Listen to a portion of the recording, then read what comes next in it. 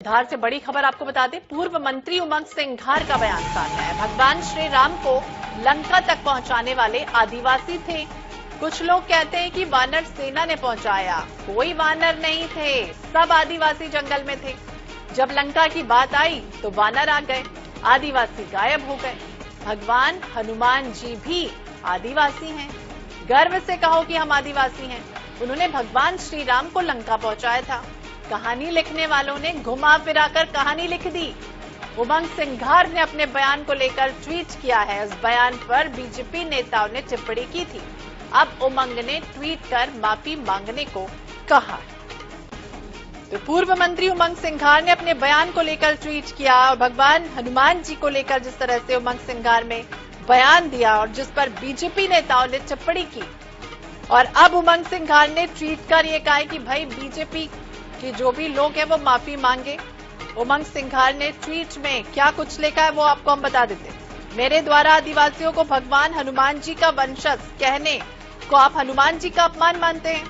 मेरे द्वारा भगवान हनुमान जी को हमारे आदिवासी समाज का कहने पर आप उसे डीमीन करना कह रहे हैं। क्या किसी को आदिवासी कहना उसे डीमीन करना होता है? आपने कहा मुझे भगवान हनुमान जी की व्याख्या करने पर शर्म आनी चाहिए।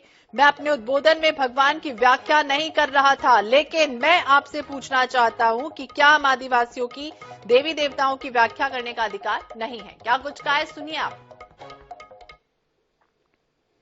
मैंने तो अभी आपको भाषण में कहा है कि बजरंग बली तो आदिवासी है, जिन्होंने राम को लंका तक ले गए थे। तो हमेशा आदिवासी है तो कांग्रेस के साथ रहे। और रही बजरंग बली, तो बजरंग बली ने कर्नाटक में भी चुनाव जीता है, तो बजरंग बली जीते, ये हारे। बीजेपी की प्रवक्ता नेहा बग्गा जी हमारे साथ जुड़ गई। नेहा जी, स्वागत है आपका INS 24/7 पर। और जिस तरह से पूर्व मंत्री उमंग सिंघार का बड़ा बयान सामने आया, भगवान हनुमान जी को लेकर उन्होंने जो भी कुछ कहा वो आपने सुना होगा, क्या कहेंगे आप? देखिए, मुझे लगता है कि उमंग सिंघार जी को तो सबसे पहले हनुमान जी को इस प्रकार से बांटने के लिए माफी मांगनी चाहिए और अपने ही पार्टी के नेताओं से पूछना चाहिए कि क्या हनुमान जी आदिवासी थे। इस प्रकार की जो इनकी परिभाषा है, जो इनकी कल्पना है, जो जिस प्रकार की ये बात कर रहे हैं अपनी छपास की लालसा के लिए, क्या इनका पार्टी का नेतृत्व इसमें इसको स्वीकार करने के लिए तैयार है? ये कांग्रेस पार्टी की पुरानी आदत है, जब जब चुनाव इन्हें दिखाई देते हैं तो इस प्रकार की उलूल दुलूल प्रकार की ये बयानबाजी करते हैं, तो इसका कोई अर्थ नहीं है। मुझे लगता है कि प्रभु श्री हनुमान तो सभी के हैं और निश्चित तौर पर उन्होंने जिस प्रकार से लंका लगाने का काम किया था, लंका को ढहाने का काम किया था, और उसको ध्यान में करते हुए आज शायद कांग्रेस पार्टी के पूर्व मंत्री भी अपने पापों पर प्रायश्चित कर रहे हैं, अपनी सरकार के पापों पर प्रायश्चित कर रहे हैं, इसलिए भगवान श्री हनुमान को अपनाने का प्रयास है।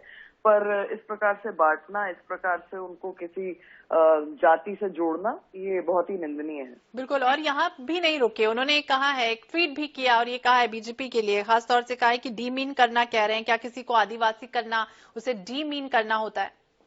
नहीं, निश्चित तौर पर नहीं। हम तो ये मानते हैं कि आदिवासी वर्ग जो है वो जल जंगल जमीन के अलावा प्रभु श्री राम, प्रभु शिव को सबको मानते हैं, वो आराध्य हैं और राम जी को सबसे बड़े अगर उनके कोई भक्त हैं तो श्री हनुमान हुए हैं। ये बात बिल्कुल ठीक है, पर कांग्रेस पार्टी खुद इसके खिलाफत में खड़ी हुई थी चंद दिन पहले, हिंदू बताने से गुरेज कर रही थी। तो मुझे लगता है कि आज कांग्रेस पार्टी को इस पर विचार करने की आवश्यकता है और जिस तरीके से धर्म जाति में ईश्वर को बांटने का काम किया है, इस पे मैं गौर निंदा करती हूँ और इसके लिए तो उमंग सिंघार जी को सामने आके माफी मांगनी चाहिए। वो कह रहे हैं कि सार्वजनिक रूप से बीजेपी के नेता माफी मांगे और अगर वो नहीं मांगते हैं तो मैं फिर इस तरह से आपके विरुद्ध कानूनी कार्रवाई करूंगा। फिर क्या कुछ करेगी बीजेपी? वो स्वतंत्र हैं, जहाँ जाना चाहते हैं, जिस कोर्ट की प्रक्रिया को फॉलो करना चाहते हैं वो कर सकते हैं।